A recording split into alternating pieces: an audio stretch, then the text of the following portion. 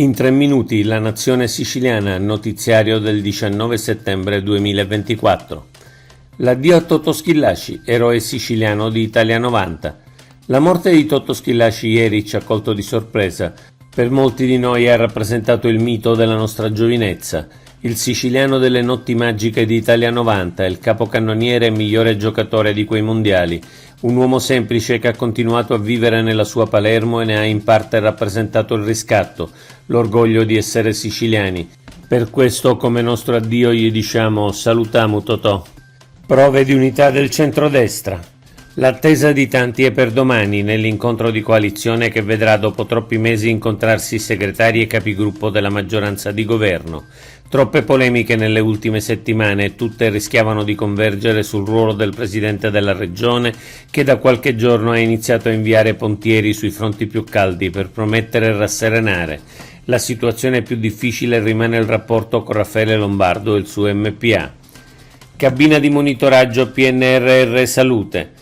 Il presidente Schifani ha convocato un vertice per fare il punto e accelerare le procedure sugli interventi finanziati dal PNRR Missione 6 Salute da completare entro il 2026. Presenti l'assessora Volo e i dirigenti dell'assessorato.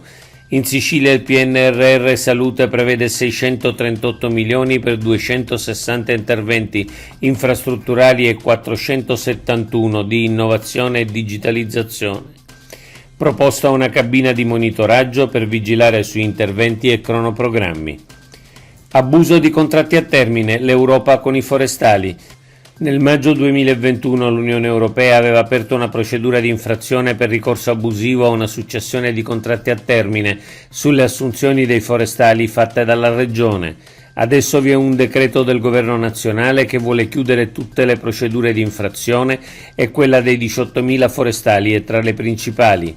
Si prevede un indennizzo dalle 4 alle 24 mensilità e naturalmente occorrerà modificare i criteri di assunzione. Bilancio sociale INPS Sicilia, ancora troppo lavoro povero.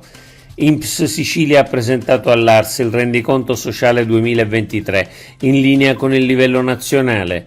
Aumento dei pensionati, forte diminuzione delle nascite, scarsità di manodopera qualificata, alta percentuale di lavoro povero, contratti a termine stagionali e così via, aumento dell'emigrazione e dell'immigrazione. L'occupazione registra un saldo positivo di quasi 33.000 lavoratori, forti differenze fra uomini e donne nell'entità delle pensioni. Premi ai comuni virtuosi.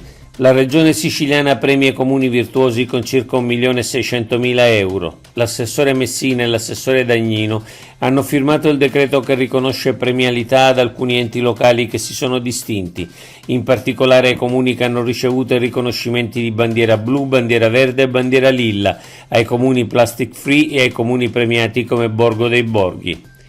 Oggi è tutto. Per l'informazione del quotidiano La Nazione Siciliana.